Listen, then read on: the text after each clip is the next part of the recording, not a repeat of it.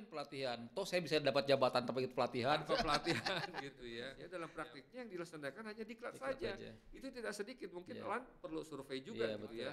betul. Nggak berat amat ngarahin ya. Mereka sudah semangat mau karena ini bagian dari akan mendapatkan kedudukan berikutnya, karena ini adalah dididik dulu baru dapat kedudukan. Gitu sebetulnya yang namanya learning organization selama ini tanpa korpu sebetulnya sudah berjalan. Sudah berjalan karena mereka betul-betul mengembangkan diri sendiri.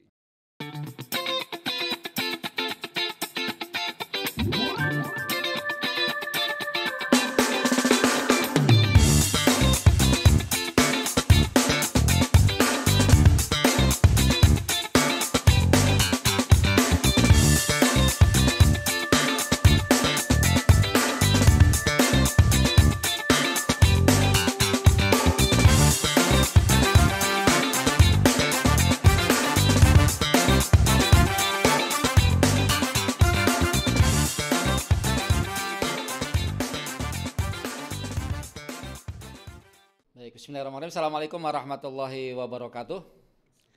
Kembali berjumpa dengan saya Nazarudin di BPSDMD Podcast, obrolan edukatif dari Banten. Sobat pembelajar dimanapun Anda berada, kali ini kita akan ngobrol-ngobrol santai dengan seseorang yang luar biasa, yang banyak terobosan di lembaga ini, di BPSDM. Kita akan membincangkan bagaimana membangun kapasitas lembaga ke arah depan karena banyak tantangan ke depan yang luar biasa. Dan ini juga bagian dari terpicu oleh webinar nasional yang diadakan oleh LAN yang juga menyoal yang sama, yang menyambut Indonesia Emas 2045. Di depan saya sudah hadir seorang yang luar biasa, wideswara utama, adalah Pak Dr. Endan. Assalamualaikum. Salam. Sehat Pak Endan? Sehat alhamdulillah Pak Najar. Baik. Tadi kita sudah diskusi sebentar Pak Endan di luar ya, menyikapi webinar yang diadakan oleh LAN. Gimana tuh tanggapannya Pak Endan? Ya baik ya, sebetulnya tadi malam kita juga sudah diskusikan juga ya bahwa ada acara webinar ya di LAN mengenai bagaimana lembaga pelatihan itu menjadi strategis, menjadi kuat, optimal dalam menyongsong Indonesia 2045 ya, Indonesia Emas 2045. Ya, bagus juga tadi webinar yang disampaikan banyak yang disampaikan oleh para narasumber ya. Yang luar biasa juga ya. Yang luar biasa juga. Ya, namun menurut saya untuk lembaga pelatihan memang tadi arahnya kepada korpu ya, tapi kita akan membahas kepada dua hal. Baik yang sudah korpu maupun yang sekarang masih belum korpu, termasuk BPSDM Provinsi Banten gitu Pak, yang saat ini masih belum korpu gitu ya. Jadi menurut saya Pak, ada tiga hal Pak Najar. Tiga hal.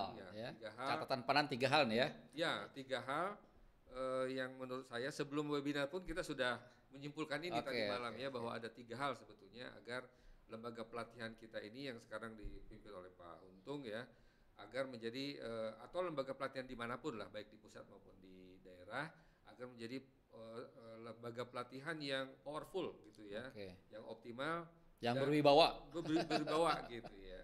Yang pertama adalah kalau seandainya dia belum korpu, maka dia harus menjadi koordinator ya, mengkoordinasi dalam semua bentuk pengembangan kompetensi ASN yang ada di provinsinya atau di kabupaten kotanya atau di kementeriannya. Karena sebelum ini diberikan kewenangan itu kepada lembaga pelatihan, maka saya kira lembaga pelatihan tidak akan powerful. Mengapa demikian Pak Najar? Karena masing-masing unit teknis ya, sejak dulu ya, itu memiliki kewenangan untuk melaksanakan pengembangan kompetensi ASN ya. Pengembangan kompetensi ASN yang bukan selain diklat gitu kan, yang 2 hari atau sehari. Ada bintek, sosialisasi. Ada bintek, sosialisasi, diseminasi ya. Ada bisa juga mereka mengundang narasumber untuk datang ke sana, sehingga sebetulnya yang namanya learning organization selama ini tanpa korpu sebetulnya sudah berjalan karena mereka betul-betul mengembangkan diri sendiri. Cuman bedanya memang belum terdata, belum ada sertifikasinya dan sebagainya. Tapi bahwa mereka sudah merupakan learning organization itu sudah berjalan. Nah, selama mereka masih selama dana ini ya masih selama koordinasi belum Jadi selama Pak Najar bahwa unit-unit teknis ini masih diberikan kewenangan untuk mengembangkan kompetensinya sendiri tanpa koordinasi langsung dari BPSDM atau lembaga pelatihannya atau korpunya, maka lembaga pelatihan tidak akan berwibawa. Bukan berarti harus semuanya diselenggarakan di kita ya, di BPSDM ya, tapi dari kendali kita. Iya, betul sekali Pak Najar. Jadi mengkoordinasikan seluruh jenis pengembangan kompetensi itu bukan berarti bahwa anggarannya harus ada di kita, penyelenggaranya harus ada di kita. Tidak, tetap penyelenggaranya ada di masing-masing unit teknis itu, tetapi dari saat mulai perencanaan, ya mungkin BPSDM menjadi salah satu komponen dari anggota TAPD ya, tim asistensi perencanaan daerah gitu kan. Agar apapun bentuk pengembangan kompetensi yang akan dilaksanakan oleh unit teknis yang non diklat, yaitu tadi bintek, sosialisasi, diseminasi, on the job training dan sebagainya yang sekarang ini dilaksanakan, itu harus terkoordinasikan dengan BPSDM sehingga kita tahu Pak apa yang sedang dikembangkan oleh masing-masing individu. Rapotnya tercatat, berapa JP dia dari webinar, berapa JP dia dari sosialisasi, sehingga semuanya rapotnya ada di kita. Nah selama itu nomor 1 ini tidak terlaksana, apapun tadi yang disampaikan oleh para ahli pada saat webinar tadi, tanpa aturan ini diperbaiki, maka akan tetap lembaga pelatihan tidak akan menjadi lembaga yang disegani. Yang pertama ya. Iya. Jadi lembaga pelatihan ini BPSDM Banten harus menjadi koordinator atas pengembangan kompetensi ya. Betul sekali Pak Najar. Sehingga kita tahu kan apakah sudah 20 JP ataukah belum. Ya kita yang tahu sekarang kan pada kenyataannya mereka kan mengembangkan kompetensi ya melalui seminar, melalui BIMTEK, melalui sosialisasi. Tapi kan tidak dicatat dimanapun gitu kan, hilang begitu saja. Nah ini harus yang pertama kali diselesaikan. Tanpa korpu harus diselesaikan kalau ingin disegani.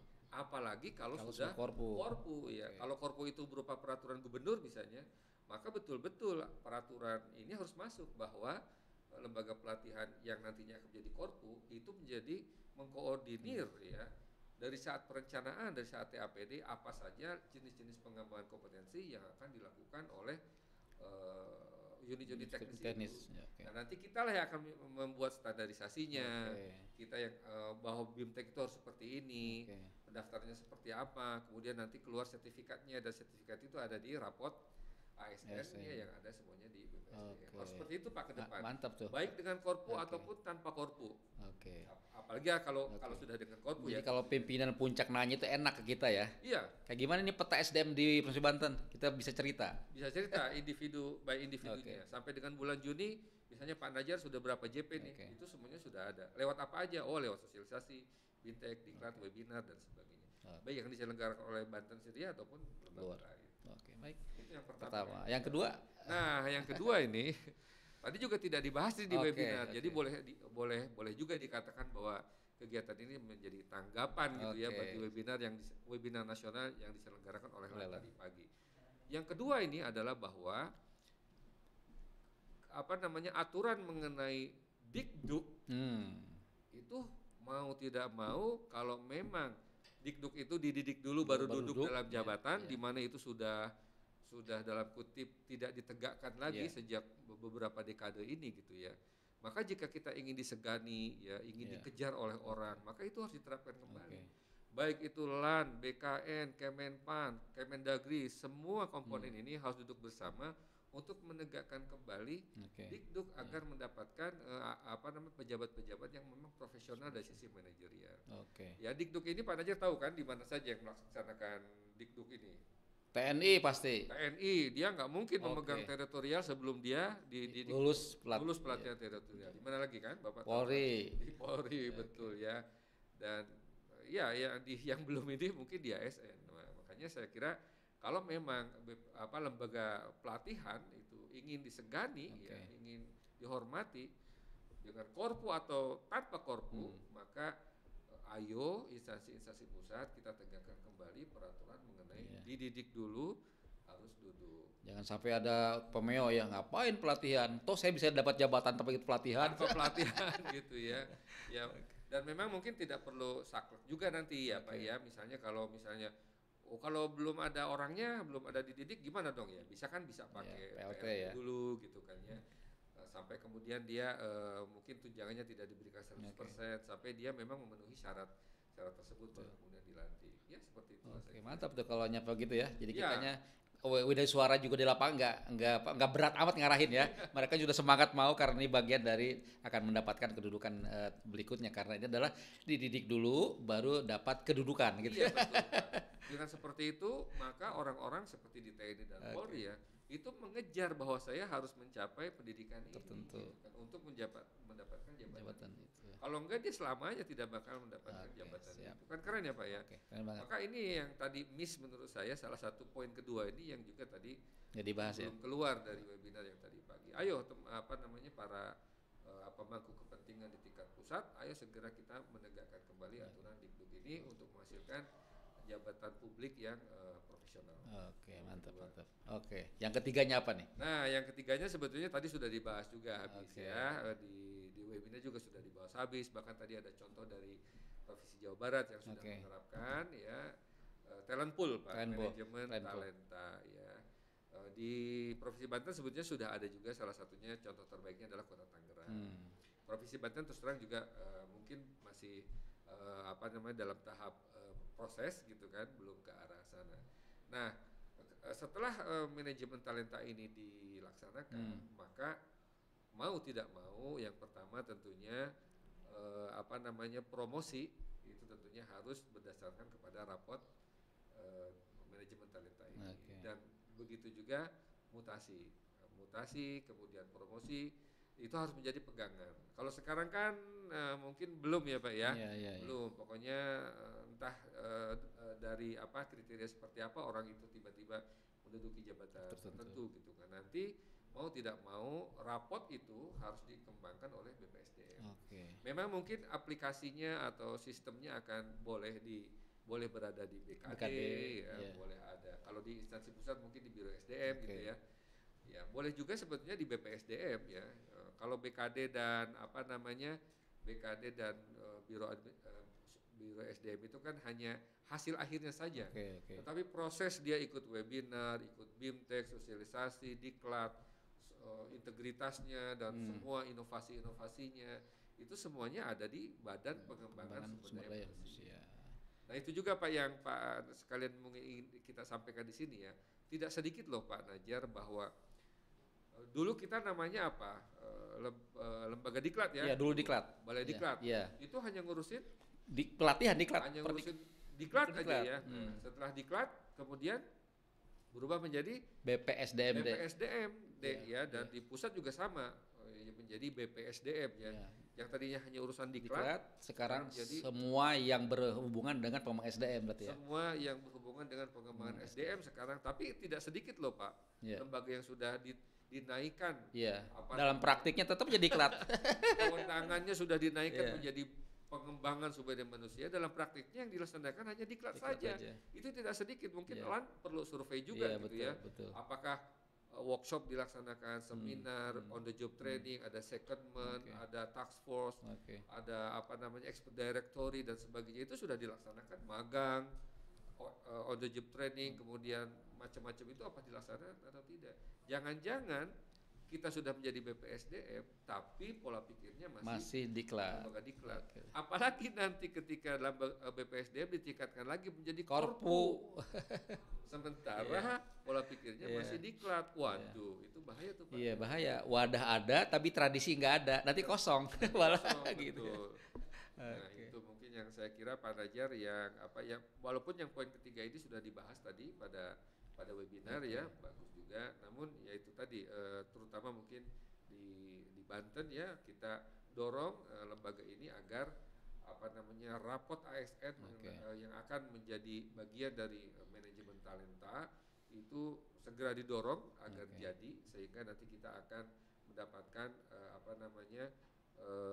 prestasi dari masing-masing individu itu ketahuan siapa, dan kita tahu juga apakah dia sudah 20 JP baru berapa JP dalam setahun. Saya kira itu Pak tiga hal ya.